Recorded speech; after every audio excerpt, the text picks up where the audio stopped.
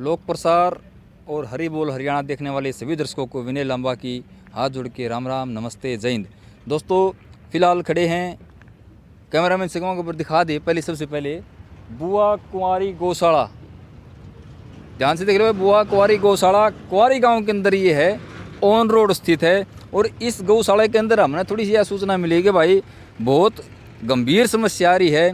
और मतलब एक घनी तो क्या कहूँ आपने कि गाय के चारे के लिए भी मुश्किल हो रही है, हर गाय है इसके अंदर बहुत ज़्यादा।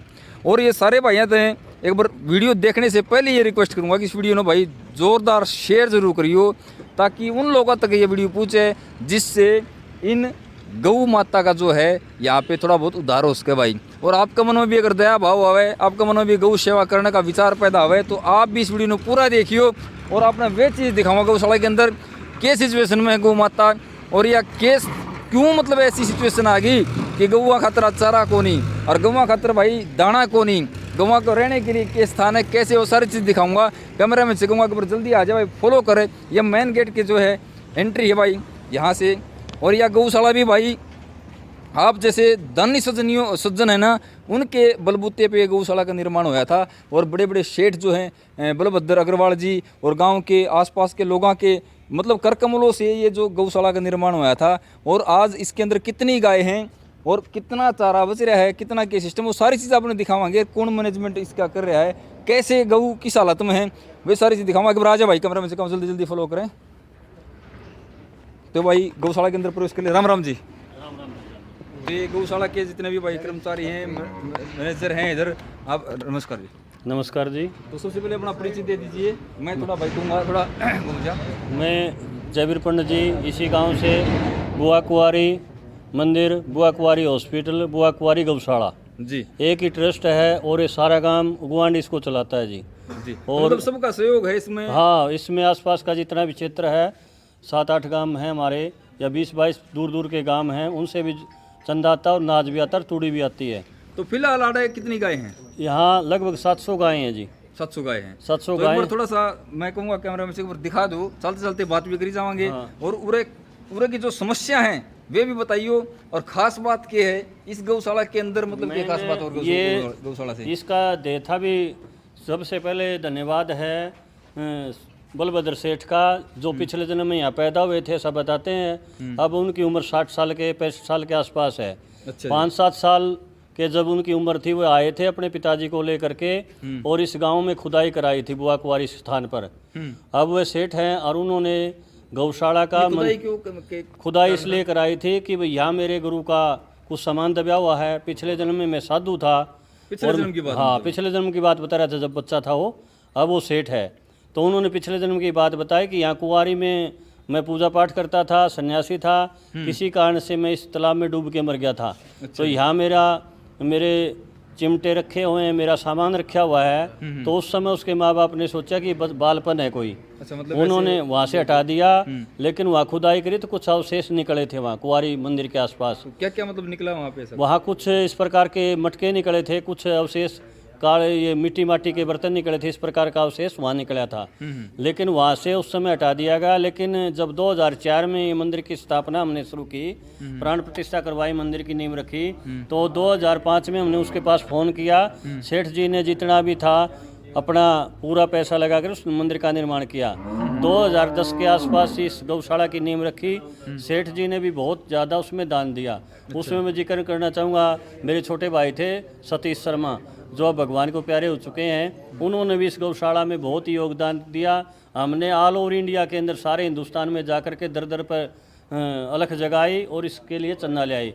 और उसमें मैं एक प्रमाणित करना चाहूँगा, कैमरामैन को मैं कहूँगा कि विकास नाम का जो ये हमारा सांड है, खागड़ है, इसको दिखाएं आप। ये गौशाला का इसमें ये है कि सब हमारे को ये ऐसा है कि ये इसके साथ में कोई इसकी सेवा करता है ना, उसको हर चीज़ की प्राप्ति हो जाती है। क्योंकि गऊ के चरणों में ही सारी सृष्टि का निवास है। क्योंकि और फिर ये अंधा है, जन्म अंधा है, लेकिन आप इससे बात करोगे ना, 1-2 बार आप इसके सानिध्य में आ गए तो आपकी आवाज़ पहचानता है। जैसे मैं इसके पास विकास नाम कैसे, मतलब इसका विकास हमने ये आया था कि हमारी गौशाला छोटी थी, हमारे इतने, क्योंकि यहाँ ड्राई एरिया है, सूखा एरिया है, यहाँ इतने संसाधन नहीं थे इसलिए हमने इसका नामकरण किया कि विकास होए, हमारी गौशाला का विकास आगे बढ़े। और जो इन्हें वो आशीर्वाद दिया इसने, तो मतलब इनको दिखता नहीं है, इसको बिल्कुल नहीं दिखता, जन्म से अंधा है। जन्म से अंधा, यही पैदा हुआ था ये गौशाला के अंदर ही। अच्छा और ये आशीर्वाद देता रहता है, और पूरी सृष्टि के अंदर, क्योंकि गौ माता को मानते हैं हम, तो ये आशीर्वाद देता है। और इस गांव में सुख शांति, आसपास के क्षेत्र में सुख शांति इन गौ माताओं के आशीर्वाद से रहती है जी। और सामने कैमरामैन को मैं कहूँगा प्लीज़ उस गंगा को भी दिखाएं आप। ये सामने जो गऊ है ये गंगा है। अच्छा ये भी अंधी है, क्योंकि गंगा अपनी आ जाओ, सनातन। थोड़े आगे आ जाओ। हाँ, तो ये देखिए भाई, एक तो विकास है, जन्म से अंधा है, और ये कहते हैं कि गौशाला का विकास भी उसके थ्रू हुआ। और ये गंगा है जी, ये गौ माता हाँ, है। ये भी अंधी है ये जी, भी जन्म से अंधी है भी। ये भी जन्म से अंधी है जी। ये भी आशीर्वाद देती है। अच्छा जी। और तो आप दो मुख्य बिंदु आपकी हाँ, गौशाला के। ये और सबसे पहले आपने बांध रखे ताकि जो भी लोग हाँ, जो भी आए इनके दर्शन जरूर इनके करते दर्शन करें, इनके पैर चुस्कारें, इनकी सफाई करें, इनको चारा डालें। जो गौओं को देगा ना जी, सबसे उत्तमता यही है कि हर जीव का, हर इंसान का धर्म कि वो दान करे। अगर वो दान नहीं करता तो उसको इंसान कहलाने का अधिकार नहीं है। और जो गौ माता को जितना भी देगा ना, अगर वो 1 बोरी देगा तो गौ माता उसको 100 बोरियों का आशीर्वाद, असंख्य आशीर्वाद देगी। इसलिए सबसे प्रार्थना है कि जितना हो सके गौओं की पूजा करे, कन्याओं की पूजा करे, माँ बाप की पूजा करे, और पर्यावरण की पूजा करे। इन पेड़ पौधों की पूजा करने से सब कार्य सफल हो जाते हैं। देखिए भाई, दान की तो बताया, बहुत बड़ी महिमा बताई गई है। धर्म पुण्य की बताया, अगर 100 नियम बताई जा है, ठीक है। और ये ऋषि महात्मा पुराने साधु जो अपने, और आने वाली जो पहली अपनी जो 5, 7, 10 पीढ़ी जो पीछे चली गई, वे लोग भी ये बताते हैं कि दान की बहुत बड़ी महिमा है। और गौ दान का तो नुका करें, सारे कितने वेद ठा लो, पुराण ठा लो, अपने जितने भी ग्रंथ ठा लो, उनमें सारे में दान की तो बहुत बड़ी महिमा बिल्कुल बताई जी। गई। और अगर तो गऊ के पास में आने से सभी रोग दूर हो जाते जी, और गऊ का दान करने से सभी पितृ खुश हो जाते हैं, आसपास का क्षेत्र खुश हो जाता है। छोटी छोटी बच्चियां हैं ना, उनका अगर गोमूत्र का सेवन किया जाए तो कोरोना में आपने देखा होगा, जितने भी ये महामारी आई है ना, एक गौ माता ने बचाया हमारे को। क्योंकि गऊ के सानिध्य में जो जाएंगे ना हम, गऊ का दूध अमृत है, उसका गोबर भी अमृत समान मानो, गौमूत्र सब चीज़ उसकी अमृत हैं। जो हम उसका प्रयोग करेंगे तो हमारे को आशीर्वाद गौ माता का मिलता है। अगर जन्म से लेके भाई आखिर में गऊ जो मरना मर जाए, लेकिन मरती भी जो है आम आदमी के लिए आशीर्वाद देखी जाए, और उसका सारे अवशेष जो है काम आओ हैं। तो भाई कैमरा में से ऊपर दिखा दो, देखिए गौशाला है, यहाँ पे गऊ फिलहाल खुली विचरण कर रही हैं। और कितने एरिया के लोग मतलब यहाँ पे गऊ छोड़ के जाए? लगभग कम से कम भी जी 15-20 गांव के जो हमारे आसपास के गांव गुआंढ है ना, वो हमारा सहयोग भी करते हैं और गाय भी छोड़ जाते हैं जी। मतलब जो आवारा गाय होती है या हाँ, कैसी भी गाय हो, लेकिन हम सांड नहीं रखते जी। जो नंदी है उनको नहीं रख सकते, क्योंकि ये गौशाला गऊओं के लिए है। बिल्कुल। और ज्यादातर गौएं हमारे पास इस प्रकार के लंगड़ी लूली हैं, और आसपास में जितने भी गौएं हैं, लंगड़ी लूली गऊ, उनका भी इलाज करने के लिए हाँ, अगर हमारे पास डॉक्टर हैं, लेकिन हमारे अगर ज्यादा कोई घायल गाय हो तो हम आसपास की जो बड़ी गौशाला है उनके पास ज्यादा साधन है ना, वहाँ बेच देते हैं जी। अच्छा जी। अगर हमारे पास वो ट्रीटमेंट नहीं है ना, पहले फर्स्ट एड हम देते हैं। अगर वह हमारे काबू से बाहर है ना, तो आसपास में जितनी भी गौशाला हिसार के अंदर हैं, दानसों के अंदर हैं, हिसार के अंदर, वहाँ बेच देते हैं। ये जो गौशाला है, इसमें कितनी गाय रह सकती हैं? इतना यहाँ पे व्यवस्था है? वैसे तो इसके अंदर 1000 गाँव की है हमारे पास में, और फिलहाल 700 हाँ, करीब है। लेकिन हमारे पास जो हमारा एरिया है ना, ये सूखे का एरिया है, यहाँ पानी की इतनी उपलब्धता नहीं है। तो हमारे पास जितनी गायें हैं ना, उनके लिए थोड़ी चारे की कमी पड़ती है हमारे पास में, चारे की कमी, क्योंकि आज 1500 रुपये या 1000 रुपये क्विंटल तूड़ी है जी। और कम से कम इस गौशाला का 15-20 हज़ार का खर्चा रोज का है जी। क्योंकि हमने अगर 5-5, 7-7 किलो भी तूड़ी और अनाज मिला के डाला ना, तो कम से कम हमारे को रोज 50 मन तूड़ी और 50-20 मन दलिया और 20-30 मन हरा चारा चाहिए जी। उसमें गुड़ भी चाहिए, जो कि हमारा 10 साइड के अंदर जो गाय और हैं वो भी एक बार दिखाने का कष्ट करेंगे। हाँ, आगे चलेंगे, हम दिखाएंगे आपको। हाँ, तो मैं देखिए, शास्त्री जी बता रहे हैं कि जो चारा है उसकी व्यवस्था पूरी नहीं हो पा रही है। चारे के मुकाबले में गौवें ज़्यादा हैं, और ये गौओं के लिए मना नहीं कर सकते किसी को भी। देखिए, गौ सेवा इनका परम जो है कर्तव्य मान्य है। गौशाला जो होगी उसके अंदर गऊ के लिए मना कर नहीं सकते। लेकिन भाई चारा कहाँ से लाएं?